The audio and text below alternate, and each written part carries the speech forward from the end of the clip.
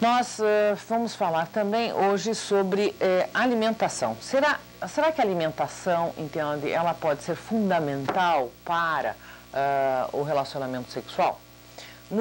Nesse livro, Manual do Orgasmo 2000, nós falamos sobre as drogas e falamos também sobre os alimentos que melhoram a função sexual.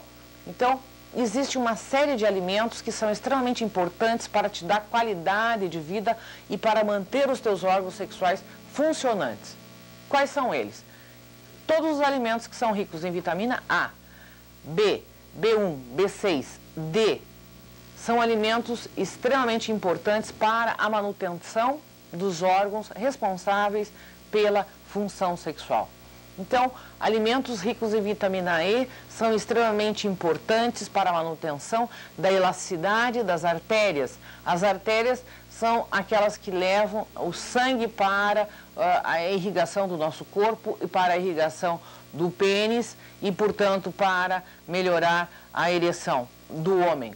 A vitamina A, a vitamina D é extremamente importante para a plasticidade da musculatura, para manter a elasticidade da pele, para manter a formação de enzimas que vão entrar no metabolismo e na formação dos nossos hormônios. Então, os alimentos são extremamente importantes. E um macete que eu sempre digo, você pode, às vezes, você que mora longe do seu trabalho, que não pode comer em casa, que não pode, de repente, fazer uma alimentação muito adequada, procure diminuir os alimentos de micro-ondas, procure aumentar a quantidade de saladas e de legumes e procure afastar-se dos quitutes e das comidas rápidas. Em geral, esses alimentos não têm grande quantidade de vitaminas. E as nossas vitaminas, A, B, C, D e E, além dos sais minerais, magnésio, manganês, molibdênio, ferro, zinco, selênio, que são elementos importantes para a manutenção dos nossos processos enzimáticos e para a formação dos nossos hormônios. Esses elementos você vai encontrar mais facilmente nos alimentos vermelhos e verdes. Então, os alimentos vermelhos e verdes são fáceis de você separar em qualquer mesa de restaurante. Nessa mesa de restaurante, você separa vermelhos e verdes e pelo menos 2 vezes por semana peixe. Pelo menos 2 vezes por semana, carne vermelha com gordura animal de preferência, porque a gordura animal é extremamente importante para a formação do colesterol e, por conseguinte, a formação hormonal dos níveis de testosterona. 15 gramas de gordura animal por dia é necessário para a manutenção do nosso sistema hormonal funcionante sexual.